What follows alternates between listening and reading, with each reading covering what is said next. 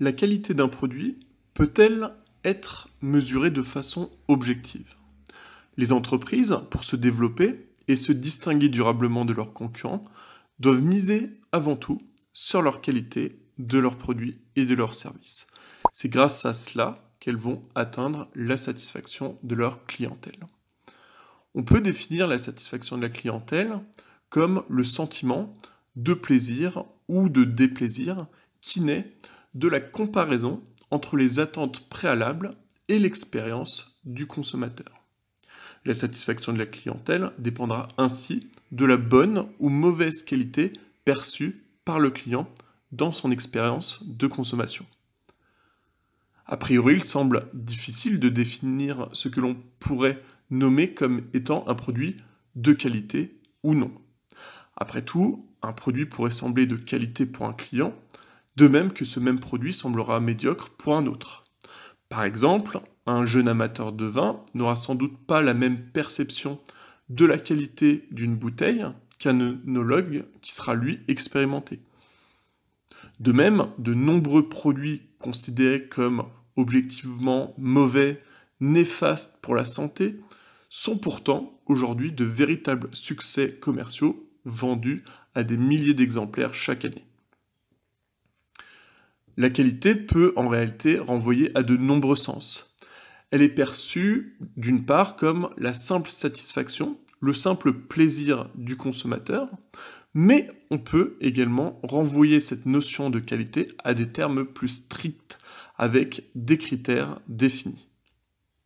Ainsi, il est possible de donner des caractéristiques objectives pour définir ce qui est ou non un produit de qualité.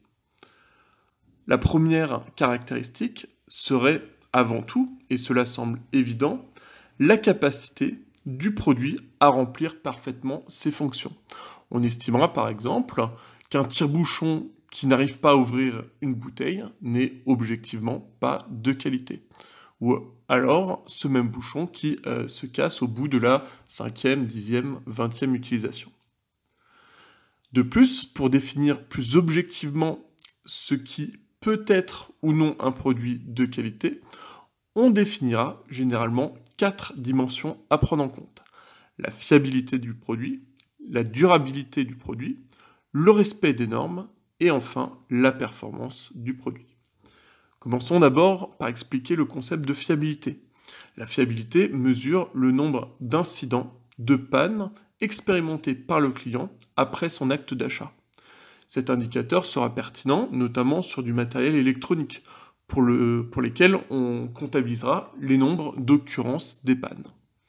Nous avons ensuite la notion de durabilité qui mesure la durée de vie du produit, ce que l'on nomme sa durée d'usage. Elle peut être comprise en heures, en jours, en mois, voire en années selon le type de produit, mais on peut également définir la durabilité d'un produit selon, par exemple, le nombre de kilomètres parcourus, par exemple pour un véhicule. Le troisième critère est le respect des normes. Les normes se définissent comme un état de conformité des produits proposés. Les normes sont spécifiques à certains produits et vont donner des critères précis à respecter pour garantir au produit sa capacité d'usage. Certains produits nécessitent d'obtenir des normes pour être commercialisés afin d'assurer la sécurité et la santé des clients. Par exemple, les produits pharmaceutiques sont un exemple de médicaments qui ont des normes très importantes avant leur mise sur le marché. Il s'agira de normes nationales, voire de normes internationales à respecter.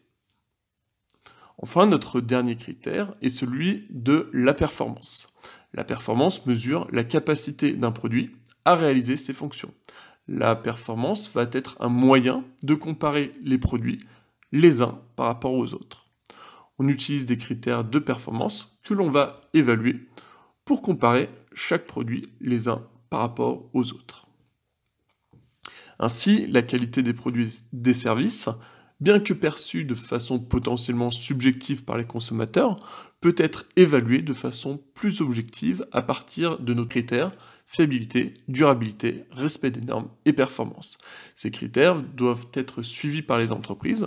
Toutefois, et rappelons-le, ils ne seront pas forcément perçus directement par les consommateurs. La consommation et l'appréciation d'un produit renvoient toujours nécessairement à des perceptions très subjectives de la part de nos consommateurs.